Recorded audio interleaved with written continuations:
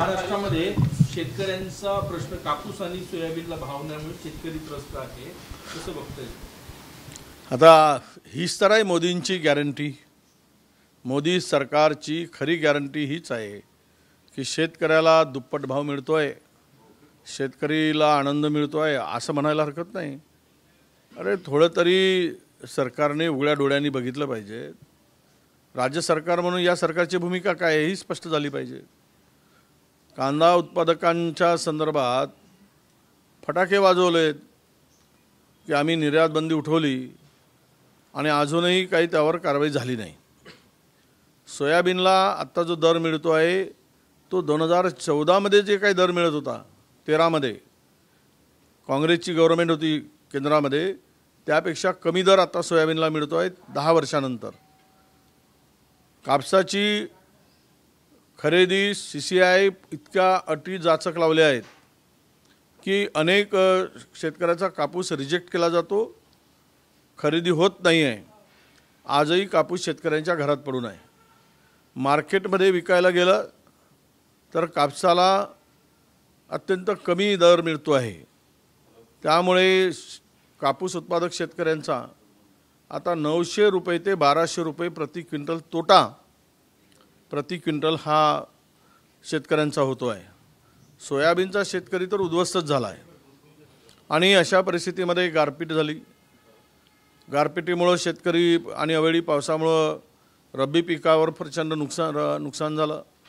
त्याची अजून नुकसान भरपाई मिळाली नाही.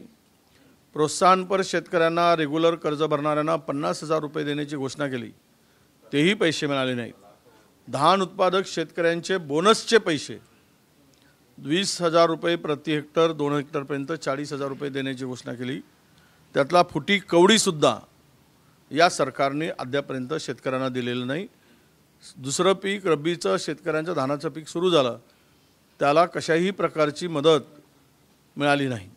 जे धान खरेदी केलेत त्या मार्केटिंग फेडरेशनच्या माध्यमातून किंवा TDCच्या माध्यमातून या धान शेतकऱ्यांचे चुकारे किंवा नगदी जे पैसे असतात ते सुद्धा पैसे आज मार्च महिन्याच्या जवळ आलो आम्ही आणि खरेदी झाली नोव्हेंबरपासून, त्या शेतकऱ्याचे पैसे अजूनपर्यंत दिले गेलेले नाहीत.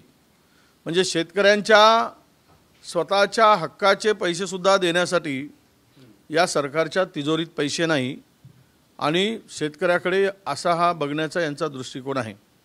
त्यामुळे महाराष्ट्र हे देशातील सर्वाधिक शेतकऱ्यांच्या आत्महत्या करणारं राज्य म्हणून आता या महाराष्ट्राची ओळख या नालायक राज्यकर्त्यांनी करून ठेवली आहे. यासाठी मला एवढंच म्हणायचं की हे अधिवेशनामध्ये जरी अंतरिम बजेटचे अधिवेशन असलं तरी हे 5 दिवस अधिवेशन चालणार आहे. या 5 दिवसाच्या अधिवेशनामध्ये जे बजेट येईल त्यावर चर्चा होणार आहे. सत्ताधारी आणि विरोधक यांचे प्रस्ताव असणार. आम्ही तर आमचा प्रस्ताव शेतकऱ्यांना केंद्रित करूनच ठरवून देणार आहोत. एक पहिल्यांदा सांगायची गरज नाही, पण आमचा फोकस असणार आहे. परंतु माझी सरकारला विनंती आहे की तुम्ही हे शेतकऱ्याचे देणे असलेले ते द्या आणि CCIचे केंद्रांमध्ये जे जाचक अटी लावलेले आहेत त्या अटीमुळे शेतकऱ्याचा कापूस CCI घेत नाही, केंद्रावर खरेदी होत नाही, ते कमी करा आणि नव्यानं अधिकचे केंद्र घोषित केले आहेत. उपमुख्यमंत्री देवेंद्रजींनी आम्ही अधिकचे सेंटर वाढवू म्हटलं आहे, पण एकही सेंटर अद्याप वाढलेला नाही. आणि या संदर्भात दोन्ही उपमुख्यमंत्र्यांनी मुख्यमंत्र्यांनी लक्ष देण्याची गरज आहे, नाहीतर शेतकरी यांना माफ करणार नाही. आज शेतकऱ्यांच्याकडे यांची उदासीनता का, हा खरा प्रश्न आता राज्यातील शेतकरी विचारतो आहे. यामध्ये अनेक विषय आहेत, ते विषय या अधिवेशनामध्ये घेतले जाणार आहेत. शेतकऱ्यांची आत्महत्या आहेत, कायदा सुव्यवस्थेचा विषय आहे. कायदा सुव्यवस्था म्हणजे दररोज खून खुलेआम सुरू आहे, बलात्कार खुलेआमचा, कोणावरही कारवाई होत नाही, वाचवल्या जात आहे आरोपींना. आणि सरसकट गुंडांचे, क्रिमिनलचे वावर मंत्रालयात, सरकारच्या शासकीय मंत्रालयात, मंत्र्यांच्याकडे मुख्यमंत्र्यांच्याकडे फोटो काढणं, DP काढणं, DP ठेवणं, रील बनवणं, हे सगळं काम खुलेआम सुरू आहे. त्यासाठी म्हणजे सरकारचा धाकच आता गुंडावर राहिला नाही. कायदा सुव्यवस्था खड्ड्यात घातली गेली. महाराष्ट्राची होती नव्हती इब्रत सवाट्यावर आणण्याचं काम या सगळ्या परिस्थितीमध्ये झालेलं आहे. आणि म्हणून हेही विषय अत्यंत महत्त्वाचे आहेत. आणि भ्रष्टाचाराने तर कळस घातला आहे या राज्यामध्ये. खुलेआम टेंडर काढले जात आहेत आणि टेंडर काढत असताना JR काढून डायरेक्ट काम दिलं जात आहे. मर्जीतील कंत्राटदारांना काम देण्यासाठी तशा प्रकारची सोय केली गेली आहे. अनेक टेंडर कास्ट वाढवून 4-4 पट काही टेंडरची कास्ट वाढवली, ते पण आम्ही सभागृहात मांडू. जमिनी विकल्या जात आहेत. अदानीला जमिनी गहाण म्हणजे संपूर्ण महाराष्ट्रात आता विकण्याची तयारी सुरू झालेली आहे.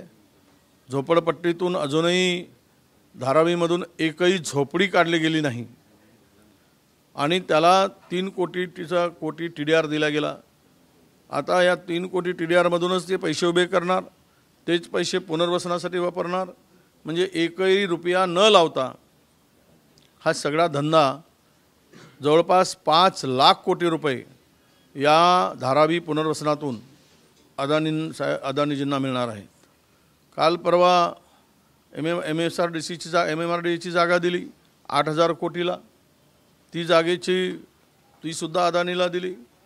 त्या जागेतून सुद्धा 1 लाख कोटी रुपये अदानींचा फायदा होणार आहे. हे सगळे जे काही व्यवहार चाललेले आहे तर हे निश्चितच मला वाटतं की राज्याच्या दृष्टीनं अत्यंत घातक हे सगळे चाललेलं आहे. राज्य खड्ड्यात घालण्यासाठी चाललेलं आहे. खूप मोठे भ्रष्टाचाराच्या कथा आम्ही अधिवेशनात मांडू. फार चुरस कथा आहेत. आत्ताच काही मांडणं उचित होणार नाही. पण यावरही या 5 दिवसाच्या अधिवेशनावर आमचं लक्ष असणार आहे. म्हणून विशेष करून फोकस पहिल्यांदा आमचा जे आहे अधिवेशनामध्ये न्याय जे मागण्याची भूमिका आहे ती शेतकऱ्यांना, सातवी शेतकऱ्यासाठी प्रथम असणार आहे.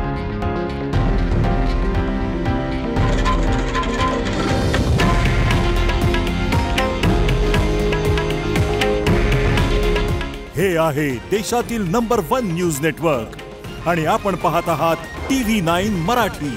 काळजी तुमची, हित महाराष्ट्राचं.